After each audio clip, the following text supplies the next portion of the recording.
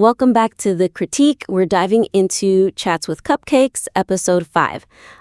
This one's a raw live stream transcripts. Yeah. Super high energy.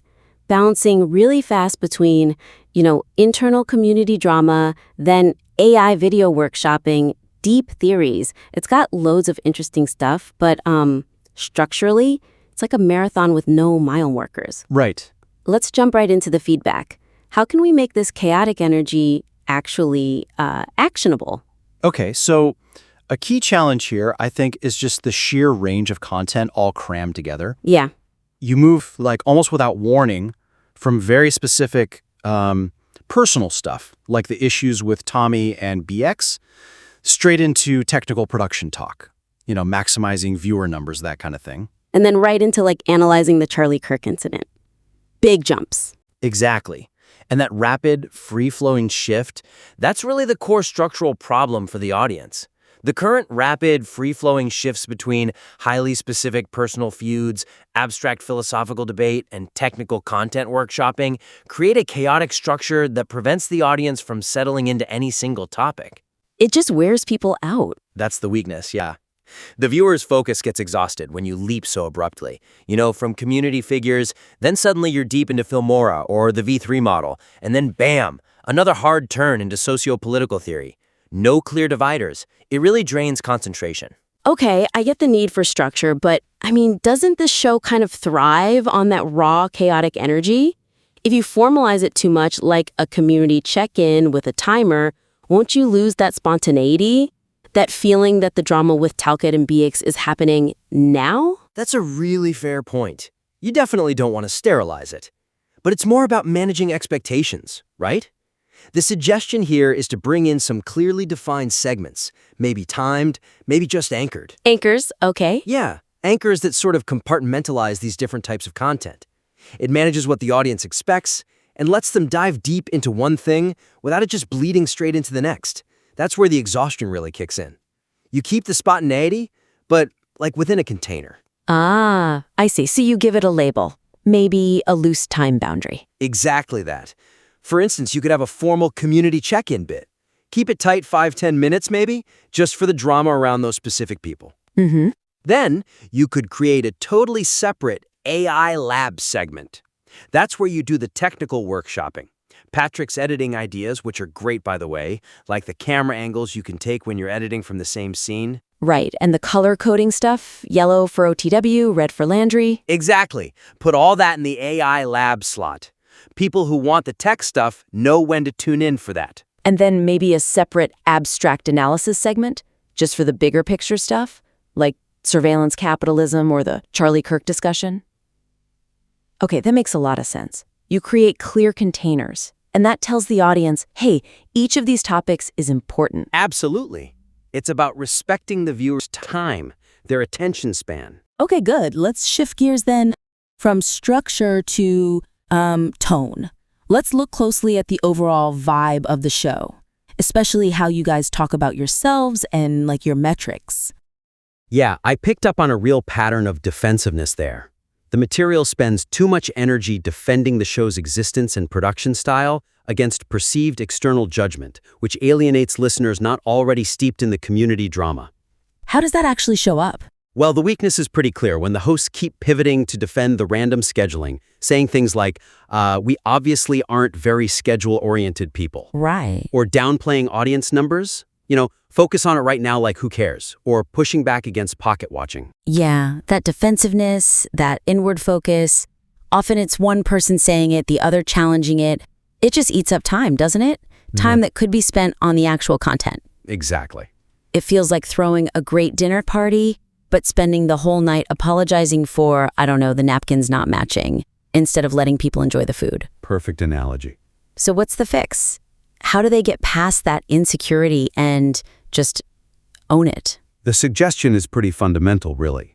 It's a shift in tone. You need to move from that defensive stance, that need to justify, towards just inherent confidence. Okay. Assume people are tuning in because the discussion itself is valuable.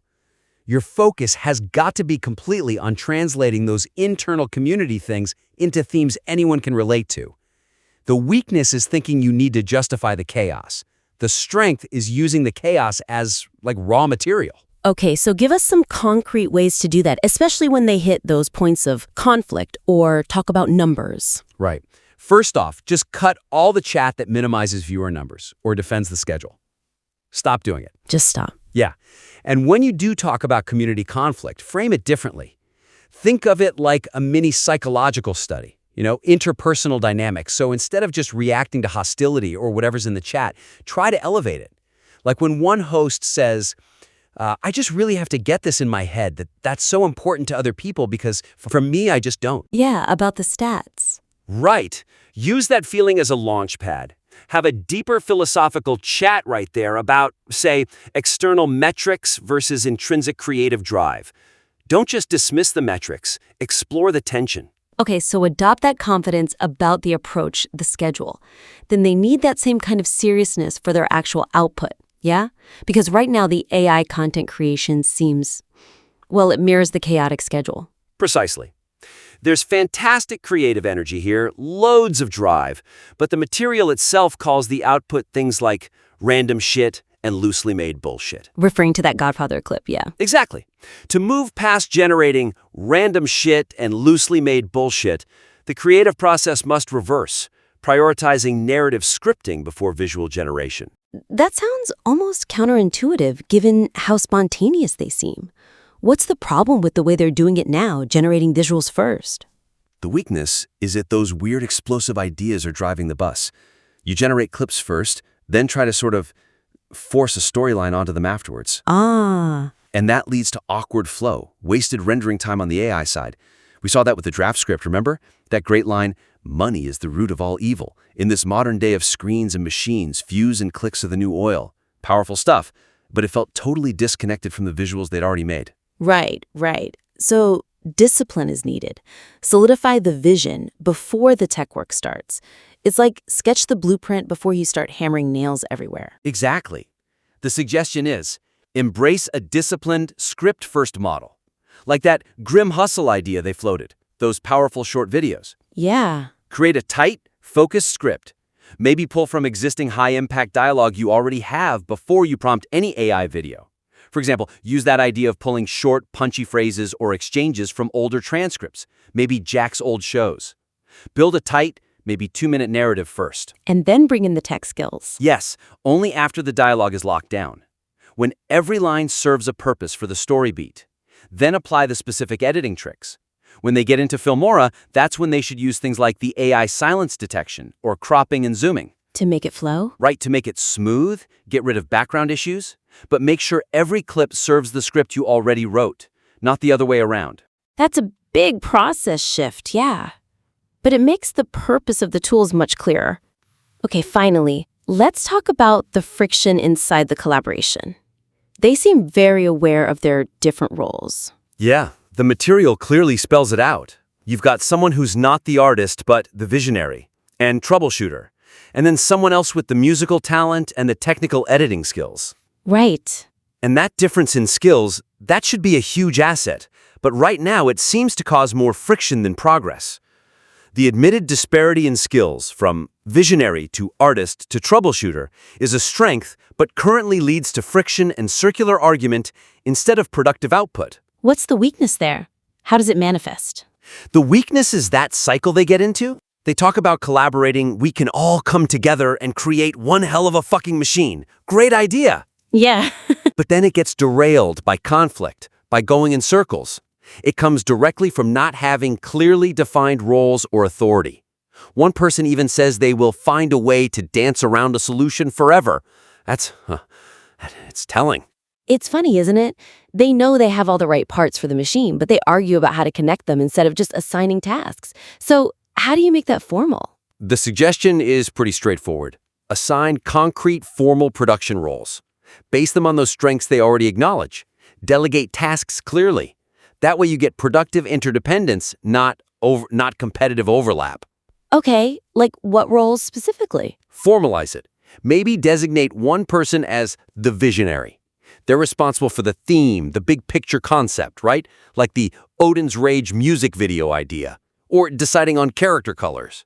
Got it, the concept person. And the other person is the artist implementer. They handle the technical side, execution, the editing, using Filmora, making it happen. And this split should apply even when they're dealing with the drama or the abstract stuff too? Absolutely. Even for managing the community conflicts, maybe assign one host the role of the synthesizer. Their job is to manage the situation objectively, like that line in the transcript. I don't know any context or backstory here, so you gotta just fill me in. The impartial summarizer. Exactly. That forces a focused summary, it stops emotional overload, and it makes the internal drama actually make sense to listeners who aren't deep in the lore. Okay, wow. So we covered 4 big actionable areas there. Things that could really boost the impact of Chats with Cupcakes.